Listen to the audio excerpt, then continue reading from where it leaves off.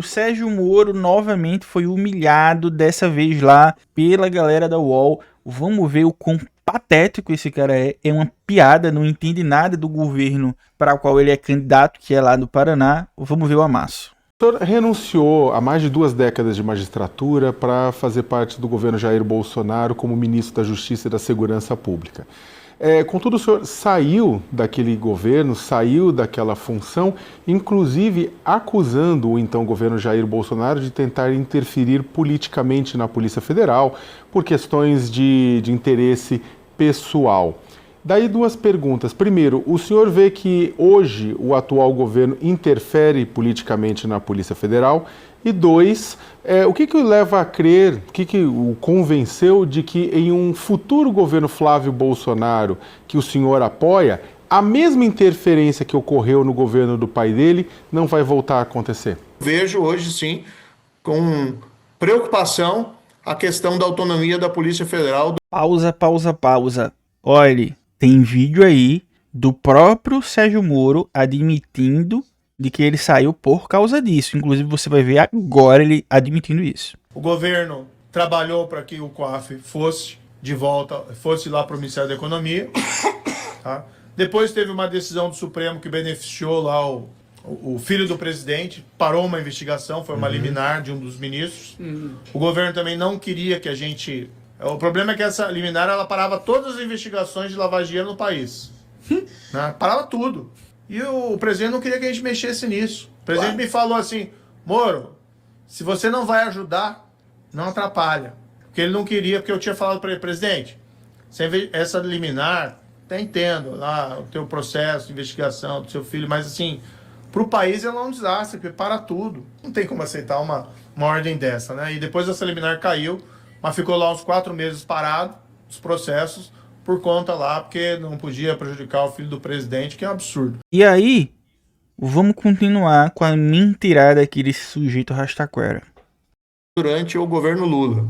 Em relação ao Flávio Bolsonaro, Jair Bolsonaro, quero lembrar que em 22, depois de eu ganhar o Senado aqui numa eleição muito disputada, estava na minha casa, recebi uma ligação do presidente Jair Bolsonaro pedindo meu auxílio para que nós derrotássemos o Lula em 22, indo àqueles debates presidenciais. Eu fui, porque eu entendia que uma volta do Lula seria uma tragédia moral e econômica para o Brasil, como está sendo. Infelizmente, o Lula acabou saindo vitorioso e estamos vendo aí um cenário cataclísmico. Até a censura voltou aí em relação principalmente à oposição e às redes sociais. E eu vejo... A censura voltou, né? Tipo a do Cássio com K censurando a pesquisa Atlas Intel depois do áudio vazado lá do Flávio pedindo dinheiro pro Vorcaro, né? Vocês lembram disso, né? O Cássio censurou a pesquisa. Disse que não podia, porque prejudicaria o Flávio. E agora o Reinaldo Azevedo revelou recentemente de que supostamente o Cássio com K teria feito aí uma ponte entre o PP e o Flávio Bolsonaro. Inclusive o Pedro Serrano disse até assim, né? Se isso aconteceu é motivo de impeachment, né? Mas...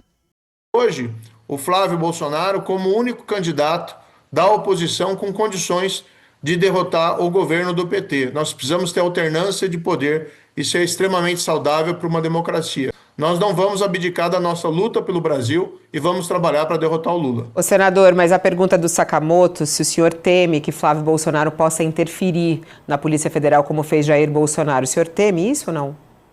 Eu acho que isso é fazer prognóstico sobre um futuro que ainda não se realizou. O Flávio está apresentando os seus projetos. E eu acho muito interessante o senhor poder compartilhar o que o senhor viveu naquela época, né? Porque eu lembro muito bem, na época da entrevista coletiva, o seu incômodo naquele momento no qual o ex-presidente Jair Bolsonaro tentava interferir no comando da Polícia Federal e o senhor reclamando. O que aconteceu exatamente de tipo de interferência naquela época e o que isso tem de semelhante ao que nós estamos vivendo hoje, que o senhor abordou agora há pouco? Bom, eu acho interessante discutir o passado, mas agora a gente tem que olhar o presente e tem que olhar o futuro. Recentemente o Supremo Tribunal Federal...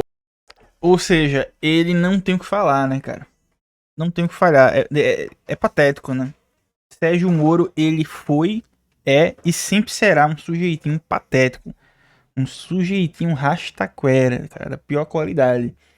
ele simplesmente não responde, cara. Fugiu das perguntas. Fugiu de todas as perguntas.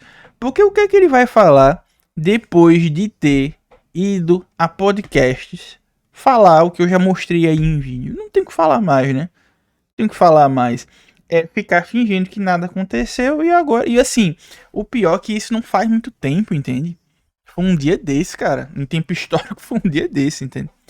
E aí ele tem que fingir que. Ah, não. Por favor, né? O tornou réu por unanimidade pelo crime de calúnia contra o ministro Gilmar Mendes, né? Após a divulgação daquele vídeo que o senhor fala em comprar um habeas corpus do magistrado. A sua defesa alegou que se tratava de uma brincadeira em clima descontraído em um outro contexto. É a tese que foi rejeitada pela relatora e pelo Supremo, né? E aí, como ex-juiz federal e como ex-ministro da Justiça, que construiu uma carreira exatamente cobrando decoro institucional e cobrando rigor ético, o senhor não avalia que falar, insinuar uma compra de habeas corpus, de decisão judicial, mesmo com pretexto de gracejo, não acaba contribuindo com a corrosão do judiciário que o senhor integrou e acaba comprometendo um pouco o discurso de defesa das instituições? Leonardo, o que mais tem comprometido a credibilidade do judiciário são essas decisões que a gente não entende. Senador, eu ouvi a convenção do PL que oficializou o senhor ressaltou muito o slogan ali, o juiz da Lava Jato. Eu fiquei pensando, como é que é a relação do juiz da Lava Jato com o condenado do Mensalão, entre o senhor e o Valdemar Costa Neto? Como é que é a relação do senhor com ele? Olha, hoje, Bruno, a situação está muito clara aqui que aconteceu no Paraná, na composição política, após o fim das convenções. Nós temos o PL, o Novo e o Podemos juntos, que representam a direita e a centro-direita. Nós queremos resgatar o espírito da Lava Jato, que é aquele espírito de integridade, para a gente bem atender o cidadão. E contra nós, o que a gente tem? O projeto de poder da esquerda, representada pelo PDT e pelo PT aqui no Estado, que defende o governo Lula, que defende todos esses abusos que nós vimos nesses últimos 4 anos. E nós temos também como adversário o Centrão, o MDB e o PSD, que fizeram parte da base do governo Lula nesses últimos 4 anos. Eles estão unidos, estão agora também com partidos fisiológicos do Centrão e contra o nosso projeto. Em relação ao Valdemar, presidente do PL, os erros que ele cometeu no passado, ele já pagou, inclusive lá, ele cumpriu a sua pena naquele período e ele se encontra, evidentemente, em outra situação no atual momento. Sobre o transporte público. Ah, legal, né? Então tudo bem. Ele cometeu o mesmo de crime e tudo bem agora. Foi igual quando ele falou do negócio do Onyx Lorenzoni, lembra? Que não, agora o Onyx pediu desculpa e tá tudo bem, né? Mas não era isso que ele falava aí, não. Até um dia desse do Valdemar da Costa Neto, não, né? Vocês lembram disso? Que hoje quem manda no governo Bolsonaro é o Valdemar da Costa Neto. Quem manda no presidente Bolsonaro é o Valdemar da Costa Neto. Mas hoje, por exemplo, um dos caras que manda no governo é o Valdemar da Costa Neto, que é o cara que foi condenado por suborno no Mensalão, que era o cara que estava com o Lula. Então ele pegou os caras que estavam com o Lula e tá tudo com ele hoje. Sim. E o cara vem falar que é contra a corrupção. A tarifa do ônibus metropolitano está congelada desde 2024. Quanto está a tarifa, senador? Tarifa do ônibus metropolitano? A tarifa do ônibus metropolitano depende da região, a gente tem que analisar. Essa em dinheiro da região metropolitana, que é de responsabilidade... Depende da região metropolitana que você está falando. Mas, Bruno, a gente tem que checar esses dados sempre com a nossa equipe e trabalhar como que a gente vai poder fazer isso para reduzir. Não sabe, né? Ele não sabe de nada, ele não sabe de nada. É muitíssimo cara, os candidatos da direita inteiro, né, basicamente, é tudo assim. Você vê o Flávio falando, é o Sérgio Moro falando. Da direita, o único que consegue falar com propriedade, mesmo que algumas propostas sejam completamente bizarras, é o Renan Santos.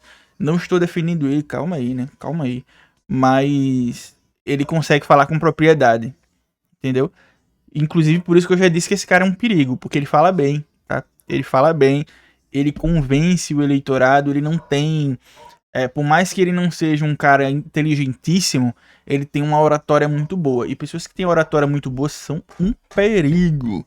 Inclusive, peço novamente para que você curta, se inscreva, ative o sininho Diga o que é que você achou de Sérgio Moro, chame ele aqui de piada, comente 3 vezes pelo menos, o algoritmo saber que você gostou, impulsionar meu vídeo.